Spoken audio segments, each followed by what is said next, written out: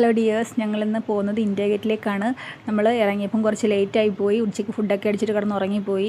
എണീറ്റപ്പോൾ ലേറ്റായി. പിന്നെ അതുകൊണ്ട് പോകുന്നില്ലെന്ന് വെച്ചതാണ്. പിന്നെ കുട്ടികളോട് നേരത്തെ പറഞ്ഞിട്ടുണ്ടായതുകൊണ്ട് അവർക്ക് പോയേ പറ്റത്തുള്ളൂ. പിന്നെ ജസ്റ്റ് ഒന്ന് പോയി കറങ്ങിയിട്ട് വരാമെന്ന് കരുതി ഇറങ്ങിയതാണ്. നമ്മളങ്ങോട്ട് പോകുന്ന വഴിയാണ്, ഇന്ത്യ ഗേറ്റിലോട്ട് പോകുന്ന വഴിയാണ്.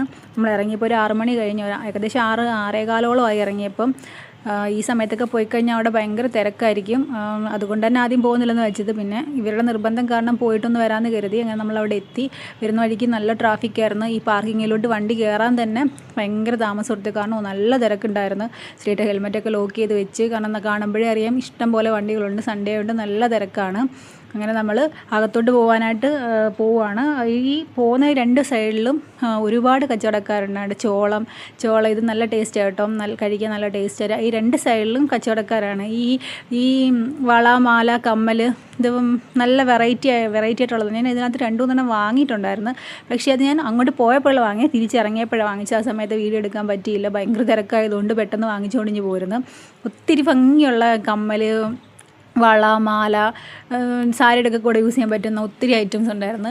ഞാൻ കമ്മലും വളയും വാങ്ങിയിട്ടുണ്ടായിരുന്നു. പിന്നെ നോക്കി 2 സൈഡിലുമായിട്ട് പല പല രീതിയിലുള്ള കച്ചവടക്കാർ, വേൽപൂരി, സേപ്പൂരി, ഒരുപാട് കച്ചവടക്കാരുണ്ടായിരുന്നു. പിന്നെ അമ്പാടിക്ക് സ്വീറ്റ് കോൺ ഒരുപാട് ഇഷ്ടമായതുകൊണ്ട് അവനത് വേണമെന്ന് പറഞ്ഞപ്പോൾ അവനത് വാങ്ങിച്ചു കൊടുത്തു. തമ്പുന് സ്വീറ്റ് കോൺ വേണ്ട, ഐസ്ക്രീം മതി എന്ന് പറഞ്ഞു. അത് ഐസ്ക്രീം മറ്റേ ബിസ്ക്കറ്റ് ഉണ്ടല്ലോ, കഴിക്കാൻ പറ്റുന്ന ബിസ്ക്കറ്റ്, അത് വേണമെന്ന് പറഞ്ഞു. പക്ഷേ അത് നമ്മുടെ നാട്ടിൽ കിട്ടുന്ന പോലെ ഇവിടെ മറ്റുള്ള ഫ്ലേവറുകളൊന്നും കിട്ടത്തില്ല.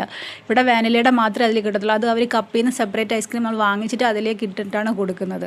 തമ്പൂരിന് സ്ട്രോബെറി വേണമെന്ന് പറഞ്ഞത്, അത് കിട്ടിയില്ല. പിന്നെ വാനില വാങ്ങിച്ചു കൊടുത്ത് നമ്മളതൊക്കെ കഴിച്ചുകൊണ്ട് അകത്തോട്ട് പോവുകയാണ്. നോക്കും നല്ല തിരക്കാണ്. ഇങ്ങനെ അകത്തൂടെ കയറി സ്റ്റെപ്പ് കയറി മുകളിൽ വന്നിട്ട് ഇങ്ങനെ കറങ്ങി വരണം നമുക്ക്. അതുകൊണ്ട് ഇത്തിരി പാടാണ്. ആദ്യം അകത്തോട്ട് പോകുന്നില്ല, ജസ്റ്റ് പുറത്തൊക്കെ നിന്നിട്ട് ഇഞ്ഞ് പോരാന്ന് കരുതുകയാണ്. പിന്നെ വിചാരിച്ചു എന്തായാലും അവിടെ വരെ ചെന്നില്ലേ, അതുകൊണ്ട് അന്ന് അകത്തോട്ട് പോകാമെന്ന് കരുതി.